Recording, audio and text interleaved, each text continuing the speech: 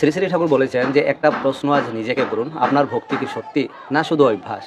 এ কথার ভিতরে লুকিয়ে আছে জীবনের গভীর সত্য। পুরো ভিডিওটা না দেখলে বুঝতেই পারবেন না। শ্রী শ্রী ঠাকুর বলেছেন, আদর্শে যদি গভীর বিশ্বাস না থাকে তাহলে মানুষের ভিতর থেকে নিষ্ঠা আসে না, আর নিষ্ঠা না থাকলে ভক্তি জন্মায় না। শ্রী শ্রী ঠাকুর বলেছেন যে ভক্তি না থাকলে অনুভূতি আসে না, সত্যিকারের জ্ঞান জন্মায় না, আর তখন যা বলা হয় তা শুধু কথা হয়, প্রচার নয়। শ্রী শ্রী ঠাকুর বলেছেন যে আদর্শকে যদি হৃদয়ে জাগা দেয় তবে ভক্তি আপনা আপনি আসে, আর সেই ভক্তি থেকেই আসে অনুভব, জ্ঞান আর মানুষের উপকার করার শক্তি। আদর্শকে শুধু মুখে নয়, জীবনে ধারণ করুন। বিশ্বাস গভীর হলে ভক্তি আসবে, আর ভক্তি থাকলে জীবন নিজেই আলো দেখায়।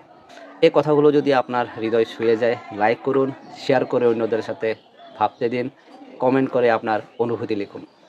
জয় গুরু। আদর্শ, বিশ্বাস আর ভক্তি হলো সত্যপথ। বিশ্বাস না থাকলে ভক্তি আসে না, ভক্তি না থাকলে জীবন ফাঁকা।